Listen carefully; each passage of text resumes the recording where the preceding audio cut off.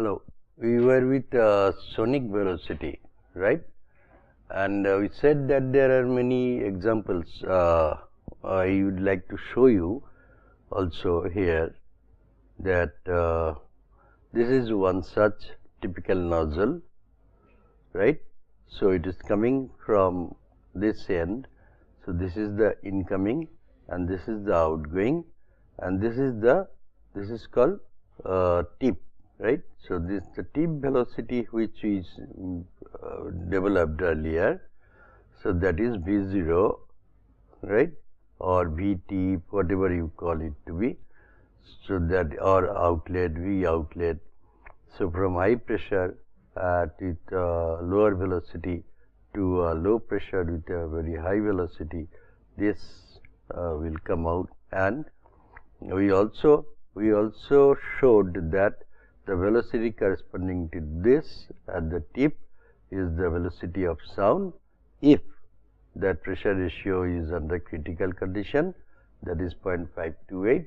This we said, and that is what it is also being shown. This is in a nozzle.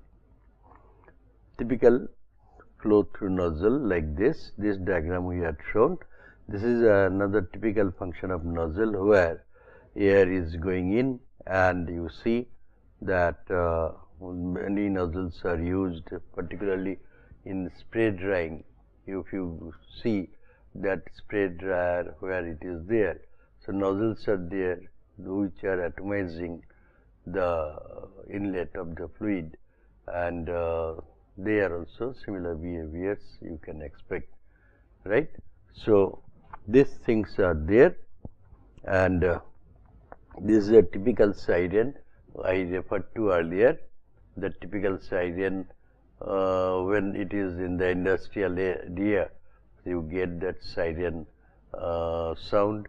Or I also said that during war, which you have not seen, but we have, and we have seen that during that period to warn people or alert people, this siren was ringing, and it was really a huge sound. From anywhere you can hear it, right? So this is another example of this nozzle flow. Okay, now we come back to another which is called variable flow, right? I give an example of it very now and then you come across. Nowadays there is a go for celebrating birthday or some other kind of days, right? So, and there you have seen that many balloons are there which is decorative, and while you, I don't know how many of you have seen that while you are pumping balloon with your mouth, so as sometimes you are pumping, it is blowing up, and again when you are stopping, that time it is again going down. So this process of pumping and getting up from the balloon, these two are together, and ultimately you come with a balloon. Now with that balloon, if you had ever seen that by chance if it slips from your hand, it goes like I don't know whether you have seen that during your childhood you used to burn during Diwali some fireworks, like where you put some fire and then it moves like this, right, with a sound. And similar kind of thing when you have the balloon full with the volume of the air, and suddenly it slips, it goes from your end to throughout the space where it is there, and you don't know, you have no control, it goes there, right? This is an example of this.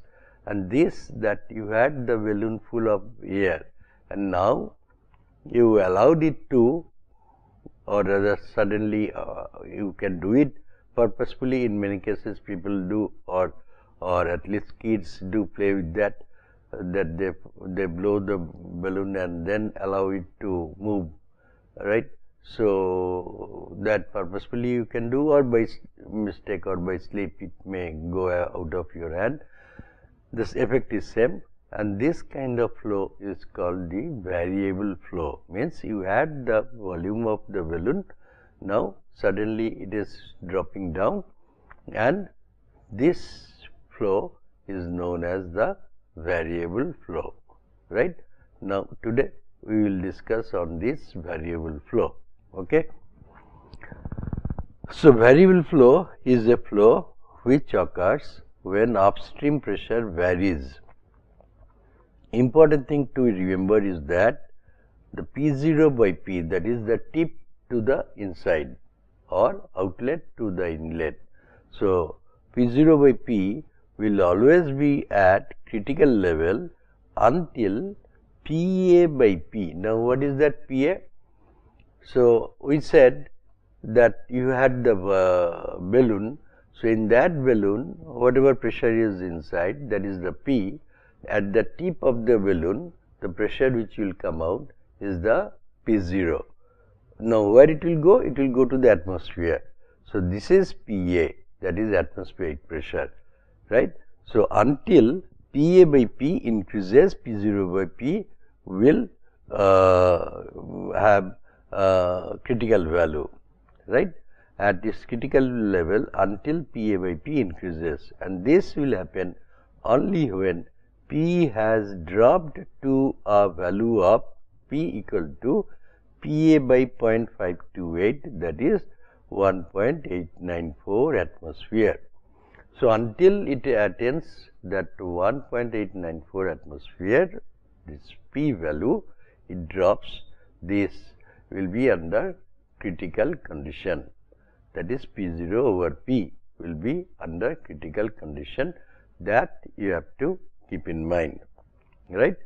So we said that P0 by P will be under critical condition until the value of P by PA, right. P is the inlet pressure and PA is the pressure of atmosphere where this P0 is delivering, right. So this ratio P over P0 until it reaches, it decreases of course until the value P is equals to PA by 0.528, that is it is 1.894, until the value of P comes down to P equal to 1.894 atmosphere. Till that time it will be under critical condition, that is critical pressure ratio. P0 by P will be under critical pressure ratio condition, that is 0.528. So above 1.894 atmosphere, P0 by P will always maintain at critical value, right. If that be true, then we can say that the discharge can be written W equals to CD A0 under root 2 gamma P rho by gamma minus 1 into P0 by P to the power 2 by gamma under critical condition minus P0 by P to the power gamma plus 1 by gamma, again under critical pressure ratio condition. This is valid, this equation, because we said that P0 by P will be under critical condition, at critical condition till the pressure drops down to PA by P, that is this increasing, right, until this is increasing. That means this will happen till when P is equals to PA over 0.528. So that means it is, if we take P at 1 atmosphere, So then it is 1.894 atmosphere, right? Until P comes down to 1.894, P0 by P will be under critical condition. So under that situation, the discharge can be written as CdA0 2 gamma P rho gamma minus 1 gamma P rho by gamma minus 1 into P0 by P to the power 2 by gamma under critical condition minus P0 by P to the power gamma plus 1 by gamma again under critical condition, right. Now, since P is dropping,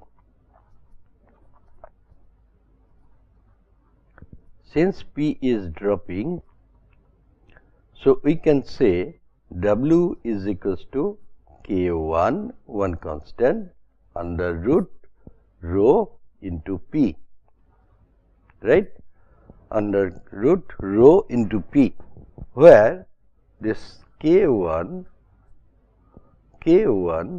this is equals to CD A0 under root 2 gamma by gamma minus 1 into P0 by P to the power 2 by gamma under critical minus P0 by P to the power gamma plus 1 by gamma again under critical condition. So, this is K1 because these are constant, 2 constant, gamma constant. So, this is constant. This is also having a definite value under critical condition. This is also having a definite value. So, variable is only P and rho. Rho and P are only variable.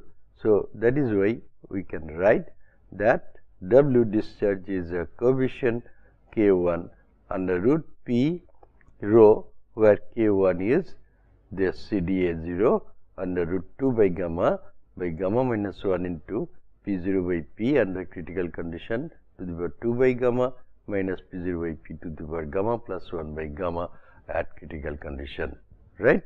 So, if this be true, then if we say that mass of gas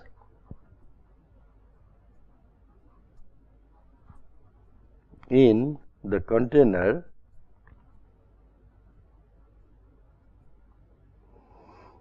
if that is assumed to be M, then M can be written as Vc into rho, right, where of course Vc is the volume of the container.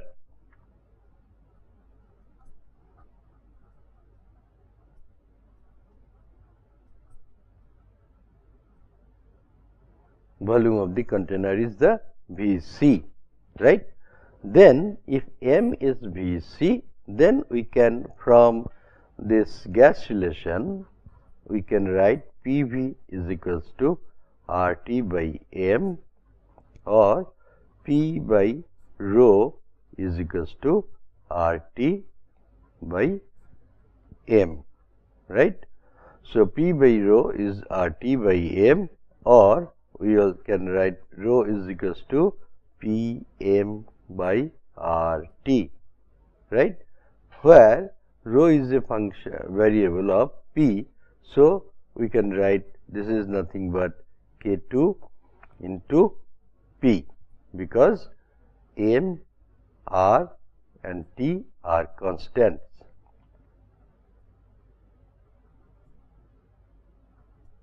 right.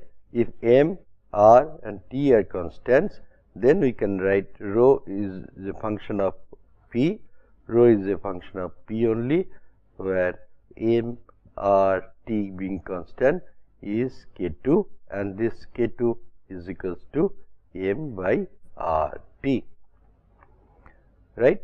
So, we know K1, we know K2, right.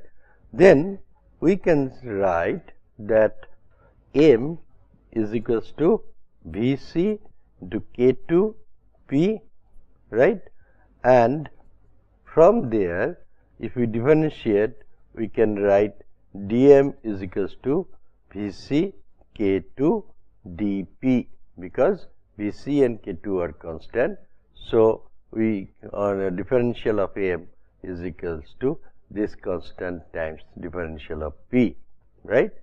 Therefore, we can write from W is equals to K1 under root P rho, which we have seen is earlier, is equals to K1 under root K2 P square, right, because we have seen K2 is that rho is K2P, right, rho is K2P, so K2P square is K1 under root K2P square, right. This is what we can say, and that can be simplified as K1 under root K2 into P, because P square from the root it comes out and it is P, K1 under root P, right. Therefore, from this we can write a small change in W or small discharge W is dW, that is nothing but K1 K2 under root, and this is into P into dt, right.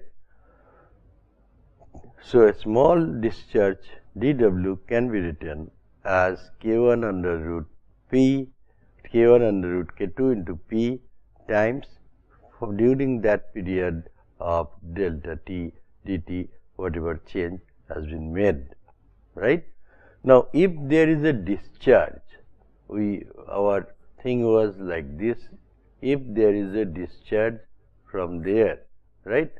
So, if W be the discharge, then corresponding M quantity will be depleted from the container.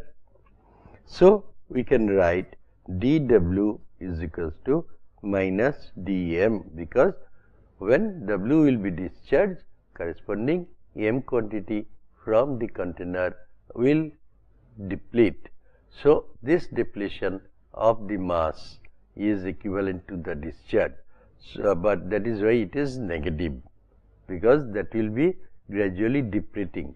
So, to incorporate that fact, this negative sign is introduced. So, dW is minus dm, right. So, we can write that dW already we have seen what it is K1 under root K2 into P into dt. This is equals to minus Vc into K2 into dP, that is from the dm, right. This is from dm, that Vc K2 dP with a negative, and here W was K1 under root K2 into P, and we said that small quantity dW is discharged at the pressure P for a time small quantity of time of dt. So, total quantity is discharged is this K1 K2 were constant. So, this was the total quantity which is discharged, right. And since this discharge has to be equivalent to the depletion of the mass from the container, so it is dW is equals to minus dm, right. Now, if this we rearrange and write in terms of an integral and integrate for a definite integration of say 0.1 to 2 or time t1 to time t2, the integral of dt, this can be written as minus Vc is constant, then root K2, right, over K1, because this comes out, right, K2 and the okay, let us rewrite this, or dt is equals to minus Vc K2 over K1 root K2, right, over P, right. this into dP, right. So, Vc, this root K2 and K2 goes up. So, 1 root K2 remains. So, minus Vc root K2 over K1. So, it is between 0.1 to 2 dP over P, right. Now, dP over P, if we integrate between the points 1 to 2, then dP over P is integral of this is ln P with that domain is 1 to 2, right. So, we can write that ln P2 by P1. So, this is equals to minus Vc root K2 over K1, right, over K1 times this is ln P2 over P1, right, ln P2 over P1, and this we can, this minus we can take in like this Vc is equals to, so this integration is T2 minus T1 or delta T or whatever we call T delta T, T2 minus T1 is equals to T, whatever we call it, right, is equals to delta T, anything we write, that is equals to this minus we are taking off Vc under root K2 over K1, right, ln of, since we have taken there, so it is P1 over P2, right. So, ln of P1 over P2. Therefore, the time required, time t is equals to Vc under root K2 over K1 ln of P1 over P2. This tells us that what is the time that is required for the pressure to drop from a pressure P1 to a pressure P2, right, under critical condition, because we have taken all this K2, K1 everywhere, wherever it is, in this pressure under critical condition, that is pressure ratio P1 by P2 or P0 by P, whatever we call it to be, that is the pressure ratio is under critical. So, this we can also write in that earlier in the same fashion, that K under root K2 K1 ln of P0 over P, right. So, this is also there, okay. So, we can tell what is the time that is required for the pressure to deplete from a pressure P to a pressure P0, right, from a pressure P, or this was of course no, this is in that case P1 to P2 P1, 1 is lower and 2 is higher limit. So, when we have given here, this is one lower limit to a higher limit, okay. So, lower limit is 0 P0 and higher limit is P2, okay, P, right. So, how much time it will require to deplete from a pressure P to P0 or from a pressure P2 to P1, whatever we call, or from a pressure P outlet to P inlet, that time required we can find out, right. This is how we can determine the time required, right. You imagine, you remember we had given the volume of the balloon like this, right, and here you normally tie with something, right, here we tie with something, but if we don't tie, if it removes, then after some time it reduces by volume, right, and then after some time further reduces by volume, and then it becomes a small balloon like this, right. So, this pressure P, if it is reducing to the pressure PO, how much time it will take for this T to happen, the total time required T, how much it is, that we can also determine. Only we have to keep in mind this is called variable flow, and whenever variable flow is there, that means we assumed that P0 by P is under critical pressure ratio condition, right? And we also said this will happen till the pressure increases from P, this ratio increases to P by PA, right, where PA is the atmospheric pressure, right.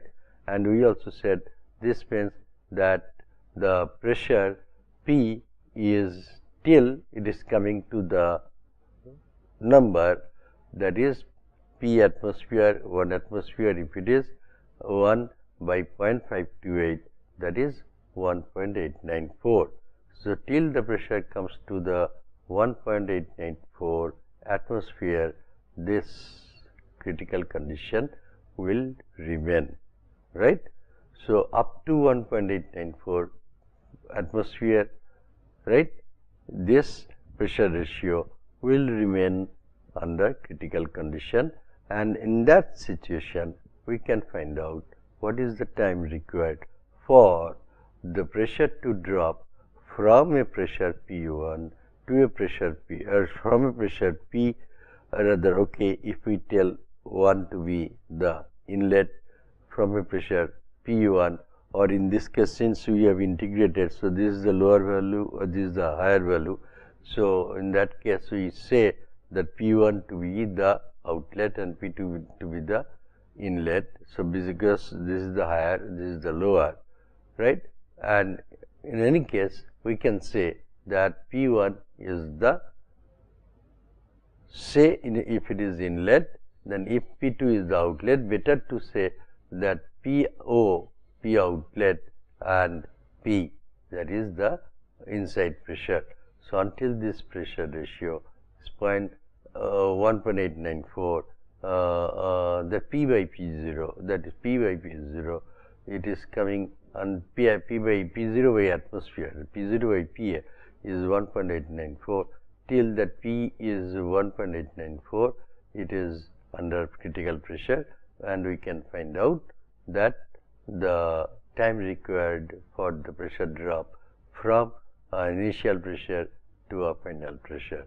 Okay? Thank you.